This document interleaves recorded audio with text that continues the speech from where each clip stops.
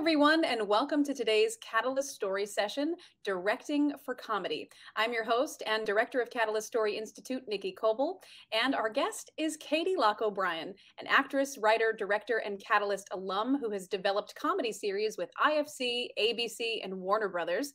She was selected for the inaugural class of NBC's Female Forward Initiative for female episodic directors, and has since directed AP Bio, Saved by the Bell, Perfect Harmony, Ghosts, and KENAN. Welcome, Katie. Thank you so much. It's so good to be here. Oh, it's always good to see you. And I just think it's worthwhile mentioning for our guests that you have directed multiple episodes or even multiple seasons of some of those shows, right? Yeah, that's true. That's true. Actually, most of them, yeah, I have done multiple episodes of all those shows. That is awesome. I love looking over your resume. You're like, huh, I actually have done that.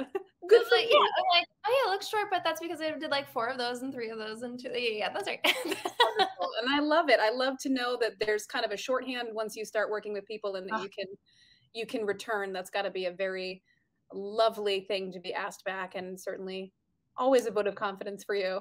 It's so nice, and truly the weirdest and hardest, not the hardest, but the weirdest part of this job is the onboarding, because it's such a crazy thing that you are, you know, 100 people are working together for an entire season to make the show, and you show up a total stranger and you're like, hey, you're all the experts at this, but apparently you're listening to me this week for no reason. And so like, let me learn the tone, the pace, how everybody likes to work, you know, all the 100 crew people's names, like all at once is so, it's such a quick thing to ingratiate yourself and establish yourself and share your vision and all that stuff. And so coming back is a million times more fun. And so much of this job also is just like creativity and personality. Just like, is that a fit for the show? Your sensibility, whatever. And so it's always nice to come back for sure. Certainly matching those energies. And were you the one that mentioned this to me a long time ago, that it was a metaphor of being a film director, how it's different from being a television director, where when you're a television director, it's almost like you are the host for a party for guests you haven't met, right? That this already exists. Everyone's invited to a party and you're hosting and you're like, tell me how this party goes. Who are you? And welcome. That is a great metaphor. I wish that was mine. But I will steal that from now on, because yeah, like being a film director is like, you have constructed a murder mystery role play party and you wrote all the things and assigned the roles. And then like being a TV director, you're like, I'm apparently the host of this party, although am I also the murderer? Let me just, hold on. Sorry. Was there a murderer last week? Let's you know, it's like constant catch up and whatever. And yet everyone is looking to you for answers. And you're just like, yeah, sure. Yes, it's this. Yes. I think actually, now that I'm thinking about it, I owe that credit to Chris Lefko, who is also a friend of ours and a friend of yours who has been through the NBC program that I can't wait to talk about. And I'd love to just hit, in general, in what ways is directing for television comedy a different skill set than directing for other projects or other genres? And how is it the same? Well, I'll keep this specific to, okay, so if you're doing, you know, television in general as compared to other genres, really the hierarchy is what you have to keep in mind. You know, for a feature film, it is the director's project. For any television show in any genre, it's the showrunner's project. The writer is the boss. And so even though you're sort of in charge on set that week, or that, you know, those 2 weeks, whatever, you know, you're still there to execute the showrunner's vision and try to match sort of what he or she was imagining, you know, when it was written. And so because of that, there's a little bit more give and take and checking in, and, you know, you're sort of there to serve that in some sense. In terms of like television comedy versus other genres of television, I think there is some fun difference there, because one of the things that I always think is an interesting challenge is directing television versus directing like theater or even film performances. Sometimes it's very piecemeal, like it's made in all these little tiny pieces that get put together. And yet, because for comedy, I mean, I think so much of what's important is finding the scene and finding the music, right? And in a macro sort of sense, maybe individual moments work okay, but every moment is better when the comedy of the scene is popping and like when everybody in the ensemble has found what the scene is together. And that to me matters more in comedy than it tends to in drama. Like you can have a scene where of course both actors feed each other and it gets better and better, but you can still get good stuff from the pieces. In drama a little bit better. I really think in comedy it matters most to do that. And so there is a sort of interesting thing where I tend to spend a lot of time finding the scene before I even go into worrying about the nitty-gritty of technical things, of specific lines, of whatever. I think so much of it is about like what is the group energy of the scene so that we can find the funny. And then the other thing is that just in terms of camera, I think what's specific to television comedy directing is that you are looking to tell jokes. Like, you know, if you can, the goal is to sort of come in and add funny where, you know, on top of what's already scripted. And that doesn't mean, you know, that it's The Office and the camera is like, oh, let's pan over to Jim for a reaction and back. And, you know, it's not that obvious. It's much more subtle. But I would say like the majority of the choices I make and all of the math that I'm doing in my head all the time is about finding the funniest way to do something or some just things that will add in between the lines or something at the top of a scene, anything I can do with the camera to sort of elevate it even beyond and tell my own jokes. Right. Like who's eating a snack in the background, not listening to the thing that's going on, that's adding comedy, a layer of comedy. Just so much of what makes a person funny or what makes a person wrong in a scene or what makes a person the weirdo is how everybody else reacts, right? That's like the age-old acting thing. Like the king doesn't make himself the king, the subjects make the king, right? Because if everyone else in the room bows down, you know who the king is, right? In the same way, like that's sort of what makes a certain character funny in a certain moment. And you can find things for that. Or yeah, like, is this funnier in a scene where you're supposed to not care what that person's talking about if you're just eating crunchy things while you're doing it? Or, you know, when is it better to have people crammed into a tight two shot so that they can't escape each other? But, you know, so it's all sort of that kind of game. To me, that's what I am always looking for and digging for, and I think is so fun. That's so astute. Just the way that you're telling the story, there are always options in terms of the shot and in terms of the way it's underlined. I love that. Yeah. When you're joining an existing show, which you have multiple times now, not a pilot, not creating something from go, what are the comedic elements you pay attention to when you're doing your research and studying? I mean, it's sort of is just how does this show tell its story, but there's tons of pieces to that. So it's kind of the pace and rhythm of the writing and you know, how do these people talk? What is the energy of the show? There are shows where the funny comes from the fact that everyone's kind of here. And there are shows where people are back and forth, super, super top speed, and everything in between, you know? And so I will sometimes even watch things from this show, watch other shows from the same creators, or watch the lead in other things. So I kind of hear what their voice always sounds like. How is this show shot? Like, do they tend to do everything in, you know, really tight close-ups? You know, some comedies just love for it to be like on everyone's face for the punchline.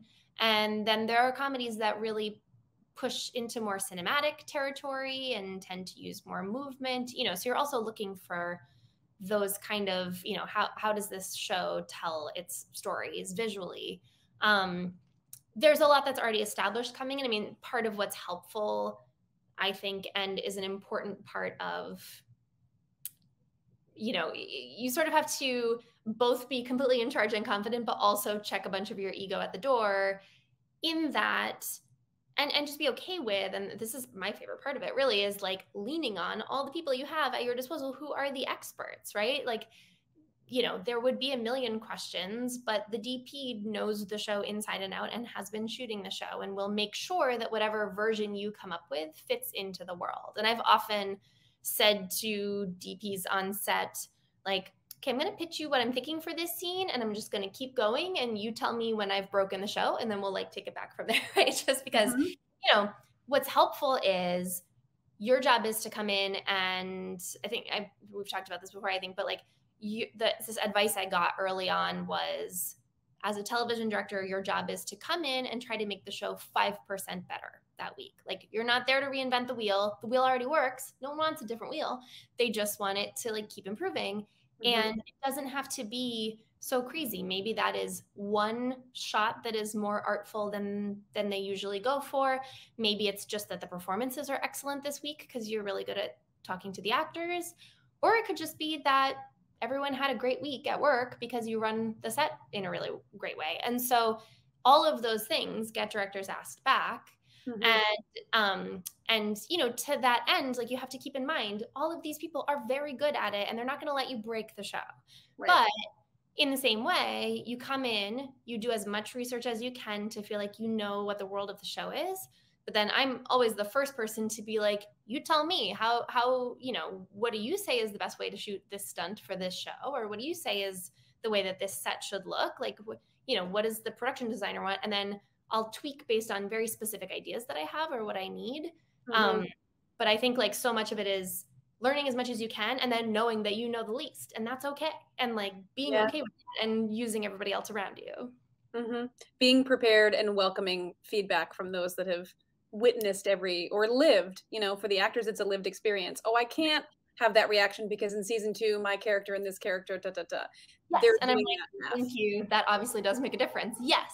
Right. You know, and then sometimes I'm like, I know, but I think it's not as out of character as you think because and then we'll like talk through it. And so you're always trying to like push new things so that you're not just getting a totally rote version of what the show has already been. But like trusting that everyone will rein in anything that gets too crazy. But yeah, I mean, I think, you know, every show has its own language, and luckily by the end of prep, generally you're like, you know, pretty steeped in what it is. I also just spend a ton of time on set whenever I can during prep, watching whoever's shooting the episode before me work and watching the actors work in a scene and just seeing how the pace of the day tends to go and all that stuff, because then I feel like I also have gotten a sense of that before I am showing up. That makes sense. That perfect collaboration. And you've worked for NBC and Peacock multiple times since being in their director program. Why would you say that is? Because they're so awesome. Because, well, that's part of it. I have worked for them a ton. Actually, my first probably 10 episodes straight or something were all in the NBC Peacock Universal umbrella. And that is fully because what I admire so much about the people who created the Female Forward programs, they very openly said from the beginning, listen, like, this program gives this batch of females, you know, female directors, their first episode, and that's a huge deal. You get into the TGA, you like get an agent, you have a television credit, like you're rolling. But they also said to us, listen, if you guys have one episode and then never work again, that's not good for us. That's not going to show that we are putting, you know, great people into the pipeline and therefore should be funded to keep doing so. And so they were very upfront about saying, you know, anything you need, anytime you call us in the future, we will, you know, tell everyone in town how great you are and please lean on us for that. And they absolutely stood behind that. And the word of mouth was amazing. And I think it's a combination of like, they understood how important that was to like get the ball rolling and then help keep it rolling a little while until you're well on your way.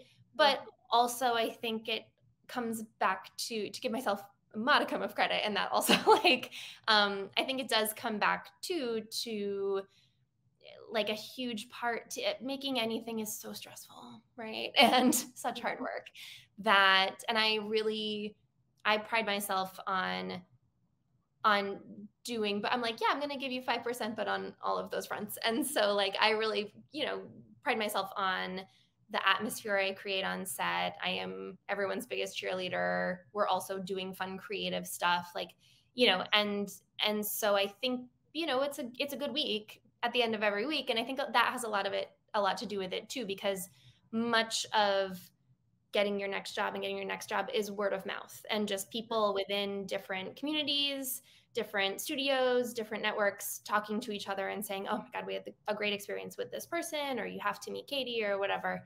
And so really everything has come from that. Very few jobs that I've had have come from out of the blue or just like one cold meeting. Almost always it's this person told me that we had to meet you today, Right. Word of mouth thing is big time.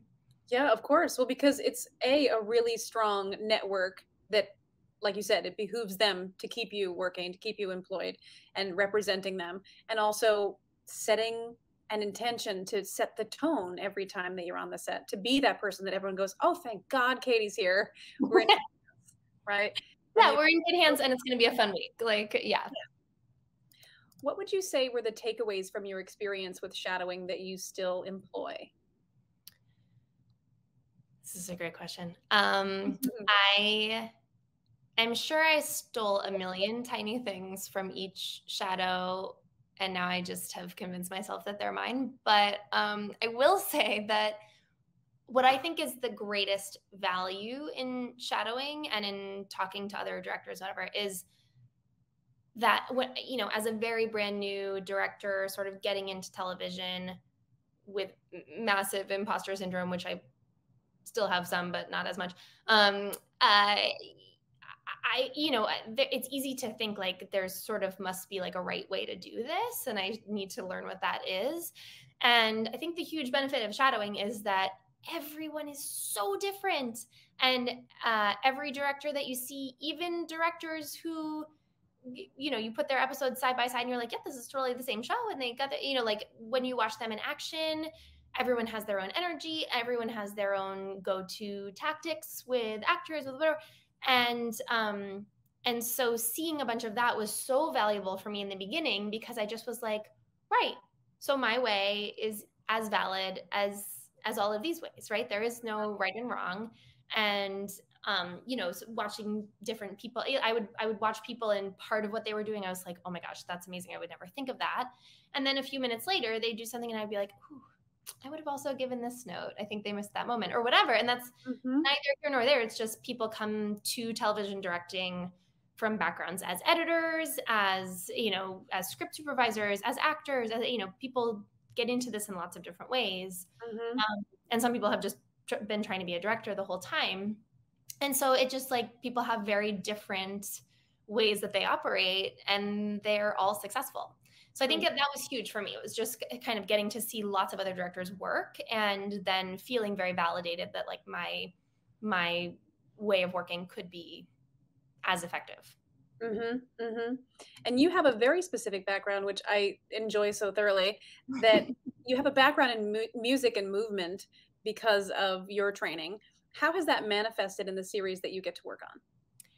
It's so crazy. When I did, it was like musical theater performer and a dancer and a singer for a very, very long time, like age 0 to 25 or something. And when I moved from New York to LA and kind of went squarely into comedy, it felt for a long time to me like there was a little sadness, like, oh, I did this for so long and now it's just not part of my life anymore and I don't do it anymore. And weirdly, since I started directing, like it has come back full circle and been so helpful and important. And first in ways I didn't appreciate, because I have no like formal training as a director. I was an actor for a very long time and a writer as well, and then was sort of writing and producing independent content and acting in that and stuff, and watching other directors work. But I didn't even sort of realize that I was interested in this job for quite a long time. And now I'm like, shoot, I wish I knew that sooner. But, but in the process of that, I think there are parts of this job that I thought would be very difficult for me to pick up, or, I didn't learn how to do this in the traditional way. But for instance, like camera blocking and scene blocking for film is very different from blocking for theater and whatever. And it just kind of came pretty readily to me. And I'm not a person who like creates design plans with like angles and schematics and stuff like that. I know directors who do that. I'm like, I don't know what that is. I have this little Post-it, so that's not my strength. But I, during prep and for an hour ahead of every shoot day, I am in the space and I walk around the room as the characters, as the camera. And to me, it does feel like a dance, like it feels like choreography, like I used to do. And so that kind of helped right away in that sense. And then just bizarrely, many things that have come my way have happened to have song or dance or performance elements to them. I just am like a magnet for episodes that require that. And it's been so fun because it became this early on like accidental strength that I had where, I worked on Perfect Harmony, and that was an NBC show about this Kentucky church choir that, there was a performance in every episode.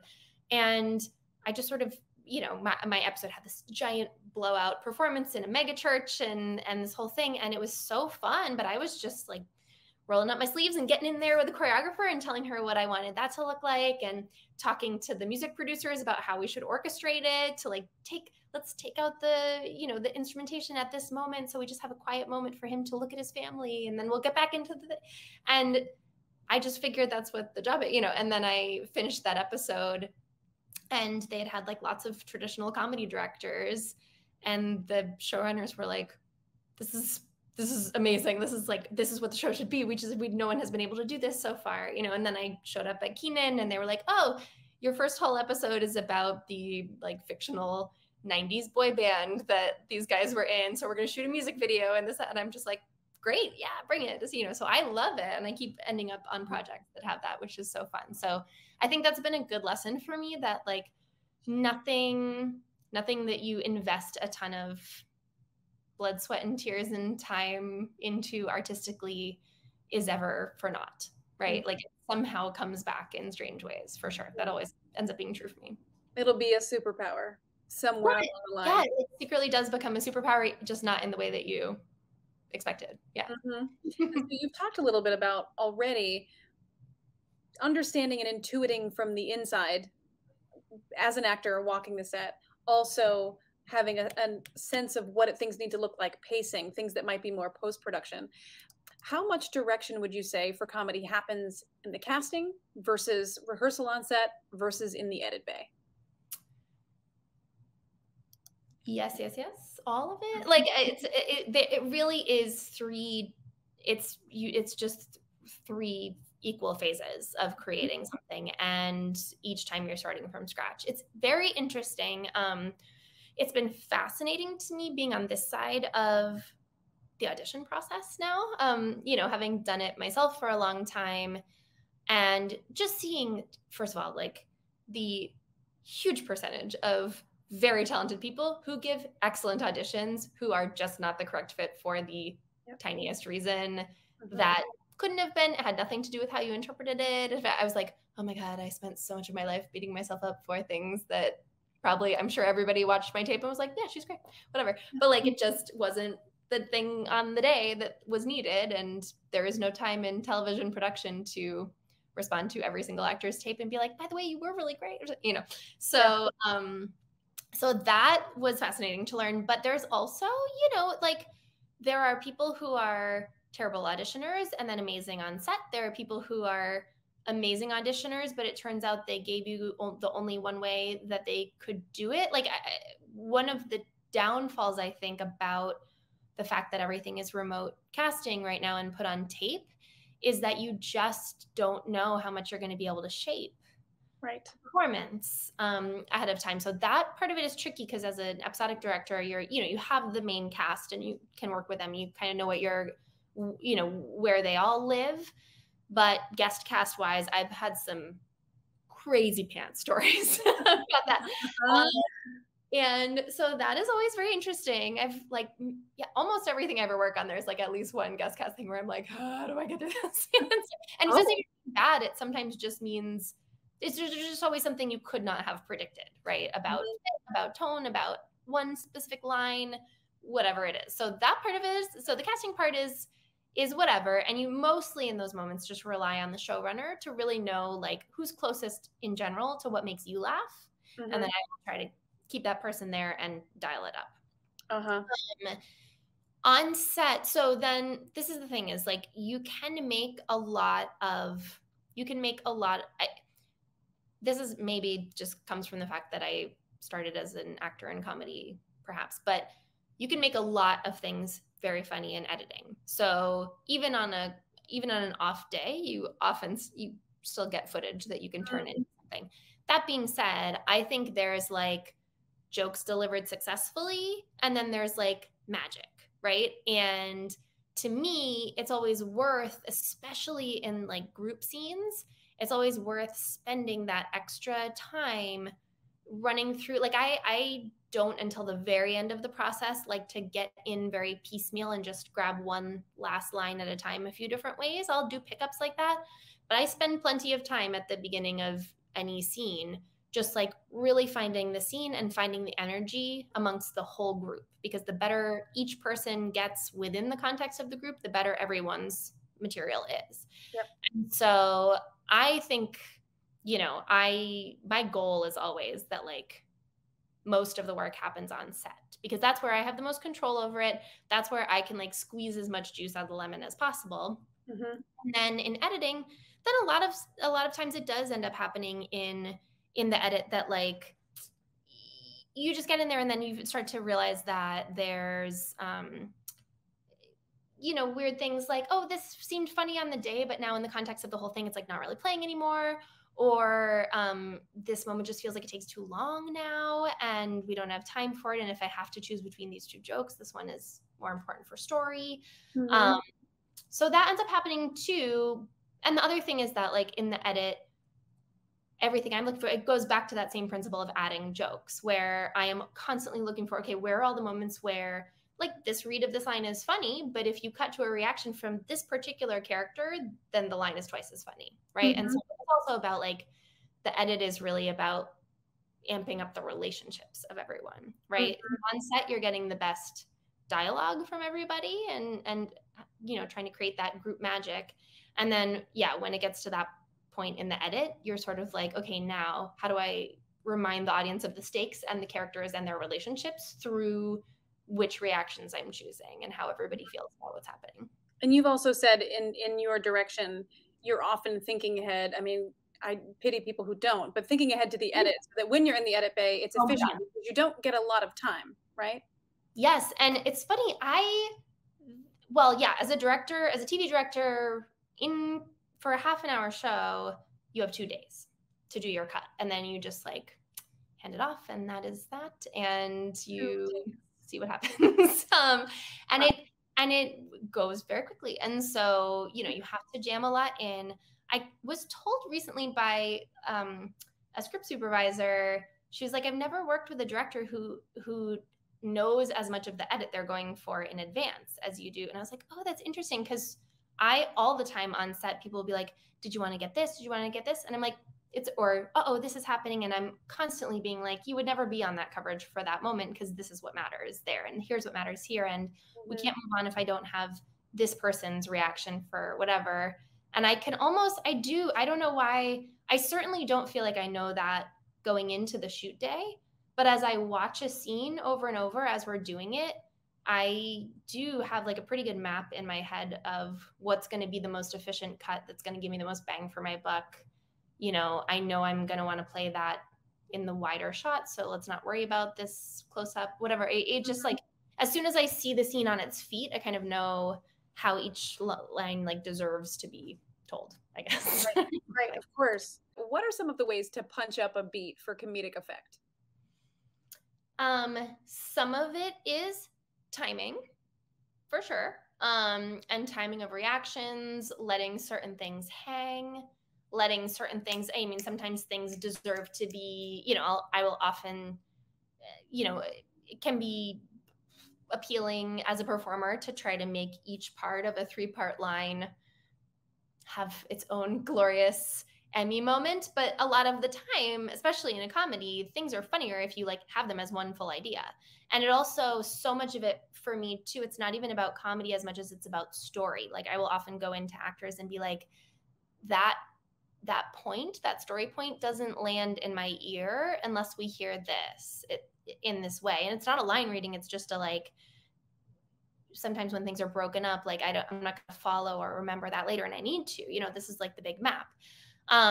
So some of it is just about rhythm and playing with that. I am big time on sort of knowing in advance whose reactions to certain things I'm going to want to see, and making sure we have time for coverage for all of that and getting just reaction passes. And then for my money, it's like in terms of shots, so much of it is really just shot choice. And I think the way that I think about it is sort of comes less from jokes and more from stakes, like in the stakes in the scene. And because I think the more you lean into that, the funnier the situation generally becomes. So an example of that is, I just did a ghosts episode this past fall. There's one where one of the ghosts it sort of gets outed that he has a crush on one of the other ghosts. And to cover it up, he says, oh, that wasn't true. I actually have a girlfriend. And then has to go on this, like the whole episode is him trying to uphold this elaborate lie about having a ghost girlfriend.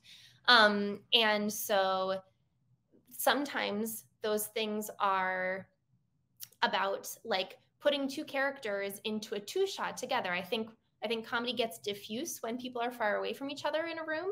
And when you want stakes to be high or pressure to be put on people that forces them to do something that launches a story, it often can be fun to like smush them side by side in a two shot so that they can't escape each other. And then like the thing happens right there. And then you're like dealing with this immediate thing. You know, it's about like turning up the heat on everybody. Mm-hmm.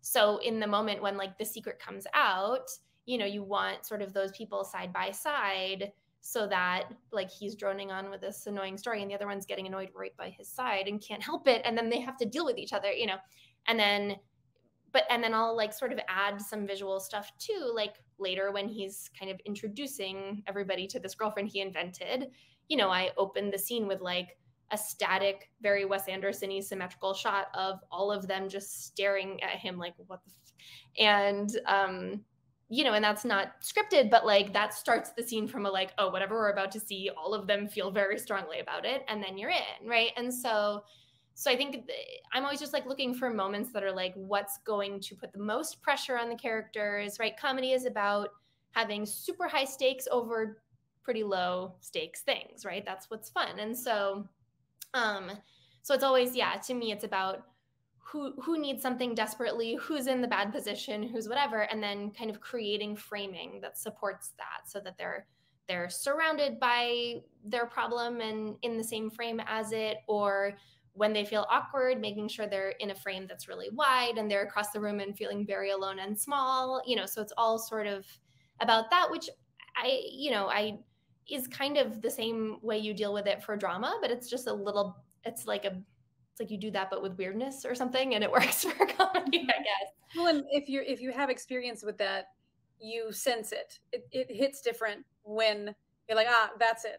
Not when it's here, but when it's over here, that's the one. And oh my gosh, all the time I'll just be like, I'll like have a general idea for something or just like a sort of baseline idea for something.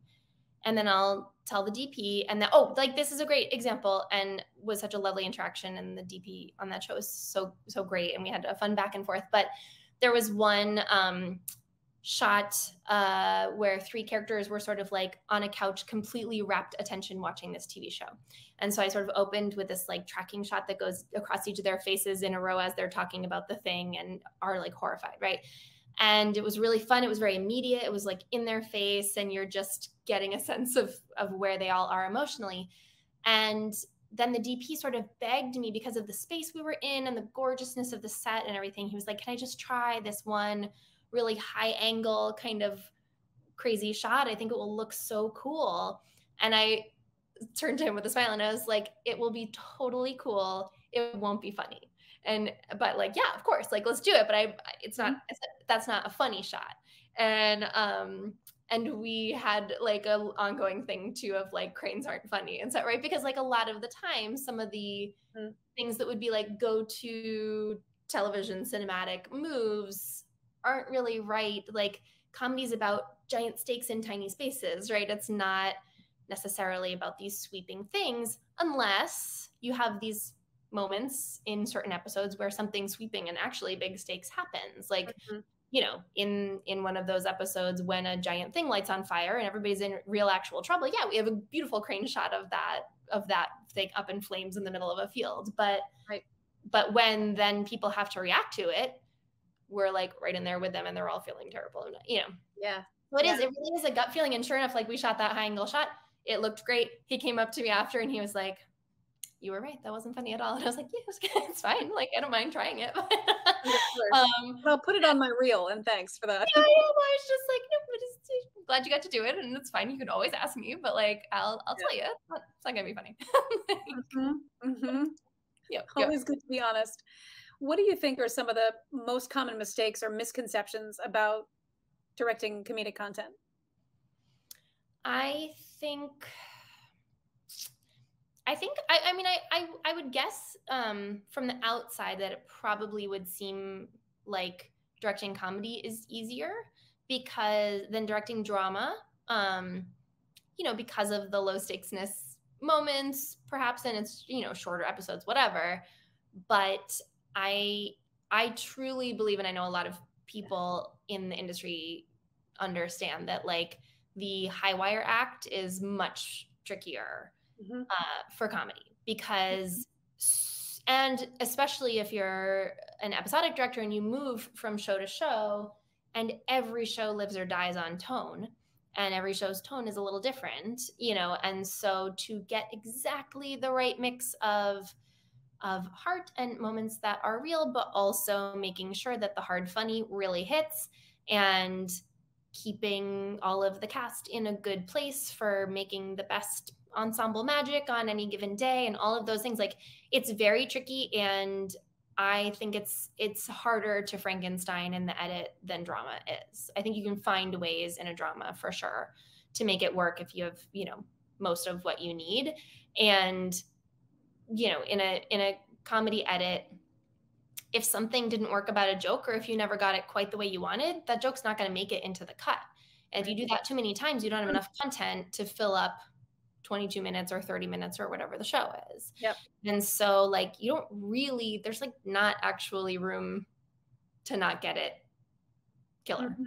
And so I think that part of it is, I think that's like, it's much more complex than what it is. And then the other thing is just, yeah, in terms of tone, I think the mistake or misconception is, like, from performers' point of view, and maybe people who are like getting into comedy directing, is that broad choices or funny choices are always the right thing, because I think real choices are the funny. It's like, that's sort of what I keep always focusing actors on. Like, generally speaking, if you're on a television comedy and the cast exists, like, the cast is pretty funny. Like, they're funny people, right? So you don't have to be so worried about finding something funny with them. But I always go in and make sure that the actors feel like they have permission to just play a moment very truthfully. And I'm always like, I'll tell you if it goes too far and we're like now all crying, that's not going to work in this episode, so let's take it back.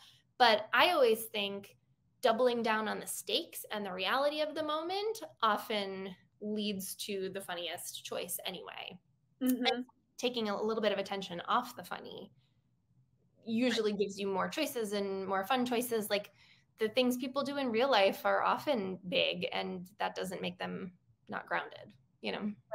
Right. Leading with the real. I mean, I think that's so important, because often on the actor side, you can see that something got a laugh with jazz hands, and you're like, but if I do a cartwheel and then jazz hands, you're like, then I don't believe you. Yeah. Because that's not authentic to the character, right? That's not, oh, I'm shrugging off this awkwardness. It's, I'm having a showcase moment. And so there's a difference in what's true for the character versus what the actor could achieve to, like, build it up. And it's so hard to be an actor auditioning their way into a running show, because, I mean, even more so a show that you haven't seen yet, like, they've only shot the pilot and it hasn't aired because you're just guessing, right? But any show that exists and you're auditioning to fit into it, it's easy, I think, to put too much attention on proving that you're funny. You know, like, I have to show that I'm funny because this is a comedy and I have to make sure I get a laugh in this audition. And it's like, actually, no, I just need to most believe that you are this person that we need, and you need to trust that within the context of the scene and the show, just this actual character being there and saying these things will all lead to much funniness, right? And it's not on you likely alone to like leave us rolling in the aisles, and that's okay. If you do, great, but generally speaking, that happens because somebody best understands the reality of the scene, as crazy as whatever the reality of the scene may be. Right, right. Knowing your role in serving the comedy overall, not serving your moments for attention. Serving the story. Yeah. Serving the story and trusting that like that when crazy things happen in a very real way, that is quite funny. Yeah. And you know, and like it's always easy to get bigger and bigger with that, but like keeping that as the baseline is I think a thing that people sometimes just get too focused on.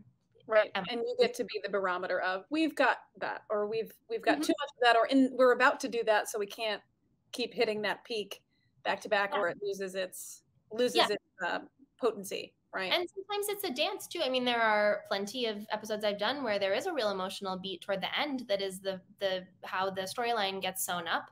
And a lot of the time we will intentionally sort of do that all over the map. And the more times we do it, the actor and I can kind of feel together, okay, that one felt too far for the show that we're in. Like now we broke the show, let's bring it back this way or whatever, you know. And or you maybe don't even know until the edit. And I'll tell people that sometimes too. I'll be like, you know what, I'm actually not confident until I see it in the context of the edit. Like we may want this to be the opposite of what we're doing. Let's just try one where it's the opposite, right? Like what happens if you're thrilled about it instead of annoyed with everyone? I don't know. Right. Let's see, right? And so it's the greatest joy for me when actors are like, you know, confident enough and you know, in a place of play, and we'll be like, okay, and then we'll together at the end of that either be like, just kidding, I was wrong, or I don't know, maybe one piece of that somewhere will end up being fun. Being open to playing. And lastly, we grew up watching multicams on primetime. Then it went over to more the mockumentary style of The Office and others like that. Now dramedy. What do you think audiences are hungry for next? It's so interesting. You're seeing it already. I've been talking about this for a while because I think not just in terms of format, but they're also just in terms of topic and tone. We went through a really long stretch of the comedy of cynicism, where there were like a lot of misanthropes at the center of a lot of television comedies, and those were characters who kind of like hated everything about their lives but didn't really care to do much about it, and so, you know, got into funny situations. But I watched a lot of that and was like, oh, there's not really a place for me in this comedy, because it's not, you know, I'm very much a child of the 80s and 90s comedies where like people, where, you know, ill-equipped optimists are in situations where they're way out of their league, or, you know, huge fish out of water, but like they are trying their best to get out of it, failing miserably. That's where the funny comes from. But like that sort of drive, and I think it's this combination of a return to a need for that sort of optimism and like effort's the wrong word, but like somebody who's really going for something in comedy, along with this sort of empathy thing. And, you know, I feel like there's so much talk about Ted Lasso right now, and everyone's like amazed that a nice guy is like in a comedy. But to me, the optimism part is very much just the sort of gateway drug aspect of that show. And what is actually brilliant about that show is that I've never seen a show that better serves their full ensemble of characters. Like there are 10 characters in that show, which from the pilot alone could totally have Nate could have totally stayed just like a trope who's there to deliver the one, you know, Nate-ish kind of line per episode. You know, Beard is that way. Rebecca could have been like, they all could have been supporting side characters who just have one thing that they do. And very quickly and throughout season 1, you know, their full lives, and you are so rooting for all of them for different reasons, and you can find yourself somewhere in that show. So like, I think people really focus on Ted's character and think like, oh, this is what people want. But to me, it's about that. It's about this sort of empathy and investment, and like comedy that really gives you a lot a lot to dig into about people's lives. And then I also think that, I think people are like also ready for new perspectives and starting to learn that humor is more universal than we expected. Like, Ghosts is a British show. Kim's Convenience is a Canadian show about a Korean family. Like, there are a lot of things that people are obsessed with these days that are, that have characters that are nothing like you and are the funniest thing ever. And I'm so excited about that, right? Because things were very fun, but very formulaic for quite a long time. I've seen, I think there are new shows that are trying to adhere to that old formula that just feel a little like not essential to watch. Right. And there are things that feel like very exciting and new. And it just creates a lot more opportunity. Things can be broad, things can be grounded, things can be, pessimistic, things can be optimistic. It sort of is like the range is wide open, but I do feel that there's a shift toward this weird combination of like hopefulness and people that really want something, and also just like new characters we haven't seen before, which is because of course we've seen six friends living, six friends living in New York and getting by and having a tough time. We've done that. Friends living in New York. We've seen sitcom husbands whose wives are annoyed by them. Like we've seen that couple over and over and over again. Like that. That's all great, but I think they're like the most exciting things that I see. And also the fact that comedy is constantly elevating these days, and that it's no longer this idea where like comedy feels like it's on such a sound stage and is a little bit fake and glossy and removed and performative in that way. Like it feels like so many more comedies are also taking risks in the way they're produced and the way they're shot and stuff to give themselves a real, to use all the elements to really be exactly what that world should be. And I think that's exciting too. Mm-hmm. The emotional depth and the introduction to new worlds that are universal in their uniqueness, weirdly, something that, Rami or shows like that, where you say, this speaks very specifically to a culture and to an individual and their experience. And yet the more specific that is, the more relatable it is, because we're looking for that. We're looking for the new world to live in, the new culture to try on, any of those things. Yeah. And that's appealing right now because we've seen the rest. We've seen the truth. Like we just want things that feel really true. And it's absolutely the case that the more specific and the deeper things are, the more universal they feel. That is 100% true. And I have found that over and over with things that I've made. When I have my attention on making it more broadly applicable, it ends up just kind of being empty. And when I'm like, no one will get this but me, everyone loves it, and so it's like, there is absolutely something to that. But I think, the world is not an easy place to be at the moment. And luckily sort of people are responding to comedies in the right way for solace, but also to broaden out. And that's, I think that's hopefully a good tool. Mm-hmm. Absolutely.